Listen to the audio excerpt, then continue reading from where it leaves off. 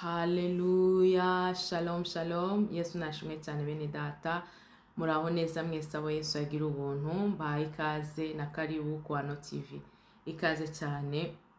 Aho ugeze kuri YouTube channel bwa mbere, nitwa Evangeliste Mama Teta, umwana w'Imana, Imana agira ubuntu bwo kuvuga ubutumwa mu mahanga yose. Mbere yo kugira ikintu mvuga, reka tujye imbere y'Imana dusenge, ubundi nze mbabwire ijambo Imana yashyize ku mutima wanjye muri iki gitondo. Imana nziza, Imana ikomeye, Imana igira neza, Uwiteka Nyiringabo, bwiza n'imbaraga zawe. Uyu munsi tuje imbere y'ubwiza bwawe tugushima, tuguhimbaza, twagushimye ko wabanye natwe mu gicucucucu cy'urupfu, tukaba tugeze muri iki gitondo tugihumeka umwuka w'abazima. Mana turagushimye, twifatanyije n'ibisima bine n'abakuru 24 bari gukubita amakamba yabo hasi bavuga ngo urera urera, urakiranuka, icyubahiro no gukomera n'ikuzo n'ibyawe. Papa, mbere yo kugira ikintu mvuga, mbere ya byose ubanze unyuhagire, ubanze unyeze, imbaraga z'amaraso yawe zinkure gukiranirwa kwanjye kose, imbaraga z'amaraso yawe zikureho umwene data uzumva iyi video, amaraso yawe atweze ku gato no ku kanini, atubabare gukiranirwa kwacu kose, adukureho imyanda n'imivumo n'umugayo mu izina ryawe Yesu Kristo. Dore ngiye kuvuga ijambo ryawe Mwami Imana ishobora byose, nirinyure mu gutwi ngo rihingukire mu kundi, ahubwo ritubere urwego n'impamba bizatugeza iwawe mu ijuru, rigira aho ridukura rigere naho ritugeza mu buryo bw'umwuka mu izina ryawe Yesu Kristo, amen. Tugiye kumva ijambo ry'Imana. Nasomye numva ndafashijwe, ushobora kuba atari bwo bwa mbere ubyumvishije, ariko rikuberera ishya. Ni ijambo dusanga muri Yohana ibice 3 umurongo wa 16. Ntabwo ari hanini, ni ahantu hatoya. Tugiye kuganira ku rukundo rw'Imana.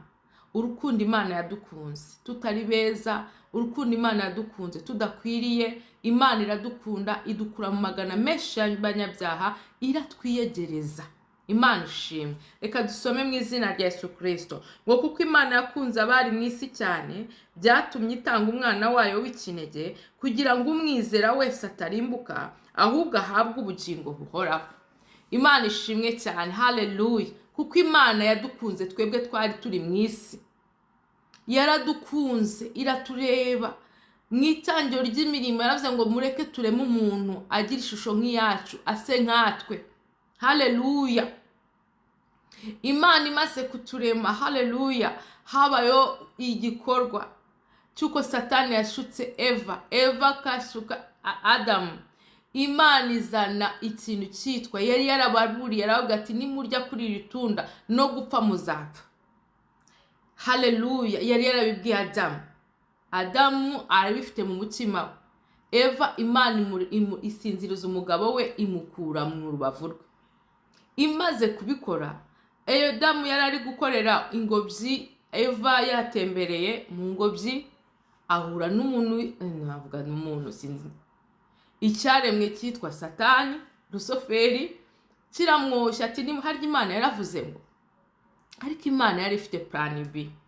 Plan A yari ukurema umuntu, plan B yari ukubohereza umwana wayo w'ikinege.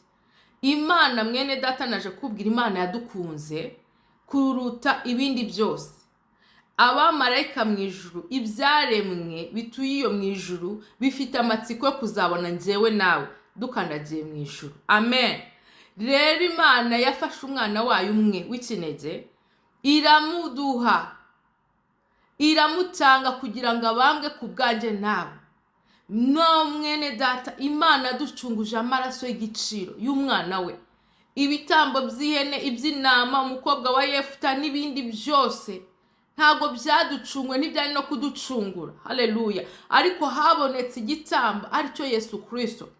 Yesu aza mu isi, avuka nk'abandi bana. Haleluya. Arakura, aba ingimbi, aba umusore, agera ku myaka 30, atangira ministeri. Haleluya. Ari kuri misiyo yanjye nawe. Mwene data, twacungujwe amaraso y'igiciro.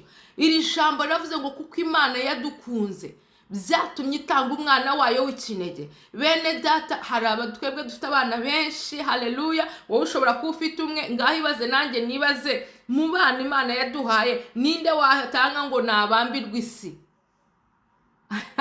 ntabwo byoroshe, ariko Imana kuko idukunda, iradukunda, yaturemye idukunda. Mwene data wowe wumvaga ko Imana yakwanze, yatanze umwana wayo w'ikinege kugira ngo nitumwizera ntituzarimbuke. Kandi hari indi jambo nasomye ngo yafashe umugisha wose ngo iwushyira muri Yesu Kristo, irangije iramuduha. Wowe wamaze kwakira umwami Yesu nk'umwami n'umukiza n'umucunguzi w'ubugingo bwawe, uri umukandida w'ibyiza, ntabwo wavukiye guherekeza abandi. Iyo ndwara waba urwaye Imana yabasha kuyigukiza binyuze muri Yesu Kristo.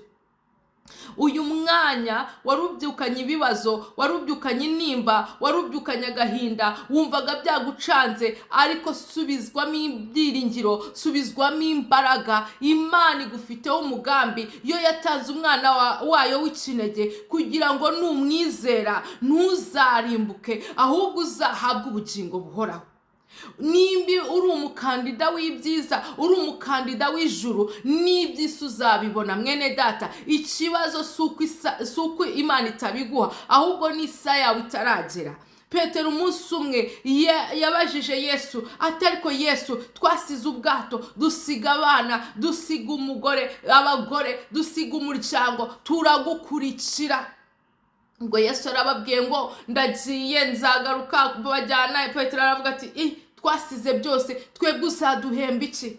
Yesu arababwira ati mukiri mu isi muzakubirwa inshuro 100, mugerekwe n'ubugingo buhoraho. Mwene data we wamaze kwakira umwami Yesu, wijugunya agakiza Imana yaguhaye, kabundikire nk'ubundikira amagi, kuko n'umugisha ukuriho. Imana ishimwe, iringire Imana, iringire Yesu, usenga ubudasiba, ku isaha yayo mu kadomo amateka azahinduka. Haleluya! Ntabwo bivuze ngo ko warakira umwami Yesu ntabwo uzongera kugeragezwa. Ijambo ry'Imana rirambwira ngo amakuba n'ibyago by'umukiranutsi ni byinshi, ariko Uwiteka mukiza muri byose. Amakuba n'ibyago by'umukiranutsi ni byinshi, biragwira. Haleluya! Intambara zikagwira. Haleluya! Ibibazo bikagwira. Haleluya! Ariko Uwiteka dukiza muri byose.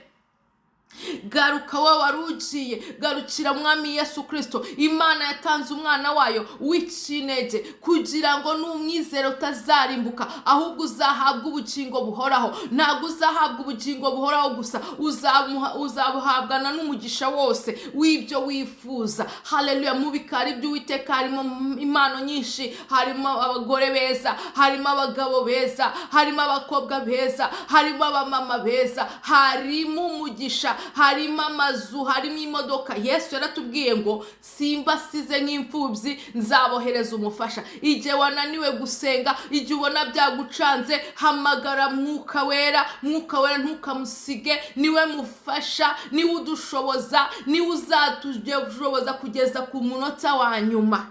Ibiturwanya, ibitugonga ni byinshi, ariko Uwiteka duhaye umufasha kugira ngo adufashe mu bitugora, kugira ngo adufashe mu bitubabaje, kugira ngo adufashe mu bituriza.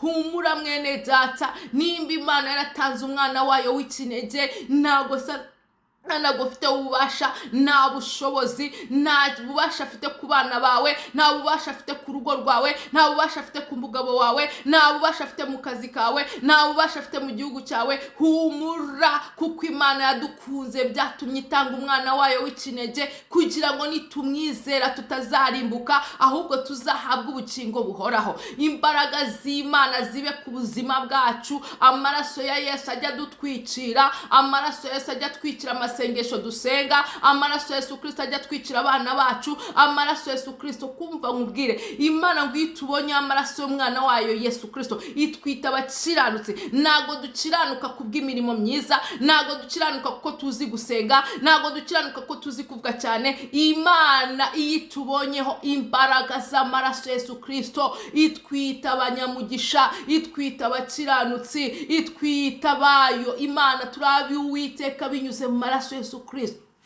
ntago turaba Uwiteka binyuze mu miryango tuvukamo, ntago turaba Uwiteka binyuze muri diplome dufite, ntago turaba Uwiteka binyuze muri experience dufite, turaba Uwiteka binyuze mu mbaraga z'amaraso ya Yesu Kristo. Hari igikorwa cyabayeho, hari igikorwa cyakozweho mwami, kuko Imana yakunze abari mu isi cyane. Va mu ntege nkeya, va mu gushidikanya, va mu gahinda, baragutanze. Haleluya, garukira Imana uvuge ngo imbaraga z'amaraso Yesu Kristo.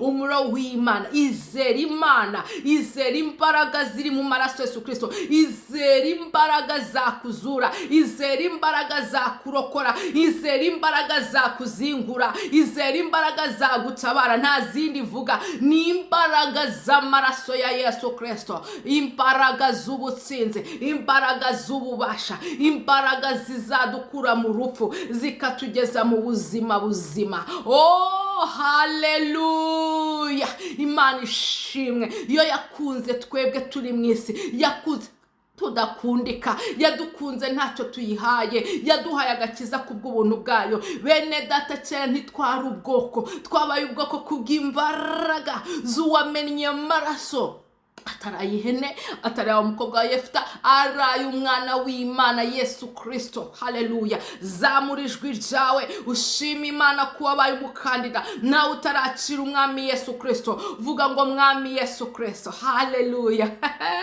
umwakire, ubyizeze umutima wawe, ubyatuza akanwa kawe. Imana iragusiba mu gitabo cy'urupfu, ikwandike mu gitabo cy'ubugingo. Kuva uyu munsi uraba ubaye umukandida w'ijuru, uraba ubaye umukandida wibyize. Ukiri mu isi izagukubira inshuro 100 igerekeho ubugingo buhoraho. Tuzamura amajwi yacu barakore, mureke gusubira inyuma, nimugaruke mu Mana, nimugaruke Yesu ni muzima, nimugaruke Yesu ni umwami, nimugaruke Yesu arakora, nimugaruke Yesu arabohora, nimugaruke Yesu ararera, aratabara. Haleluya, Yesu arakuza. Imana nziza, Imana igira neza, Imana ishobora byose, yaremye ijuru n'isi. Ndagushimye igitondo nk'iki ngiki, muzamure amaboko ndavuga ngo uri yawe data, ushobora byose, ntacyo ubasha kurogoya umugambi wawe. Ndagushimye kuko wari kera n'uyu munsi ni kukiri. Reka imbaraga z'ubwiza bwawe, imbaraga z'amaraso yawe, imbaraga z'ubutsinzi bwawe zongere zituzure, zongere ziturokore, zongere zitubature. Mana, ongera ushira icyanga cy'ubuzima muri twebwe, abari barushe, abari baremerewe, abatabonaga inzira, inzira wo zitari. Waduhaye umwana wawe w'ikinege kugira ngo nitukwizera tutazarimbuka, ahubwo tuzahabwa ubugingo buhoraho. Mu bugingo harimo byose data. Turakwihaye iki gitondo, ibyaduhigaga n'ibyaturwanyaga turabikugomore mu izina rya Yesu Kristo. Tukugomora wacu, abahungu n'abakobwa, tukugomera abatware bacu, tukugomera abafasha, tukugomera ibyari bitugoye, ibyari bitubabaje, ibyaturushaga, ibyaraga bituriza. Mu izina ryawe Yesu Kristo turakunkumura mu muri utateye. Muro w'Imana tweko kongo rucagagurambura kubite hasi wobike imbaraga z'aba agenti, imbaraga z'abarozi, imbaraga z'abapfumu n'ibigirwamana. Mu izina ryawe Yesu Kristo amamara mu isi yose. Kora ku muntu wese warurushe, kora ku muntu wese warubabaye, kora ku bari barwaye bacize mu izina rya Yesu Kristo. Mu mibyimba yawe tuacirira indwara, ibyari imisozi, ibyari bituruhije, ibyari bitugoye, nibicagagurukemo kabiri mu izina rya Yesu Kristo. Mana nziza, uracari ya Mana igira neza, uko wahoze kera n'uyu munsi niko kere. Mwuka wera akora, mwuka wera unihimidi itavuga. Tunihire, turirire, dutakamire. Yesu we, uri Imana nziza. Twongeye kukugirira icyizere, twongeye kuvuga kuri Imana ishobora byose, twongeye kuvuga kuri Imana igira neza. Tuzamuye ibendera ry'ubutsinzi, tumanuye iryo gutsindwa mu izina ryawe Yesu Kristo. Mana, ndagushimye, ndaguhimbaje mu izina ryawe Yesu. Amen. Haleluya. Imana y'amahoro ihabwe icyubahiro, ikuzure, igusenderere, ubwiza bwayo bukuganze, ubuntu bwayo bubane nawe mu byo ukora. Imana iguha umugisha, Imana ikwagura imbago, yagura imbago z'urubyaro rwawe, ibyabahigaga n'ibyabateraga, umuriro w'Imana ubitwike mu izina rya Yesu Kristo, mu kirere cy'umwuka aho bari baragushize hose, ukurweyo n'imbaraga z'amaraso Yesu Kristo. Yesu abane nawe, Yesu akugire neza, Yesu akwagura imbago, umucyo w'Imana ube ku buzima bwawe, icyangiro kikuveho mu izina ryawe Yesu Kristo. Tubera Imana, tukubera abana. Amahoro y'Imana abane namwe. Shalom, shalom. Amen.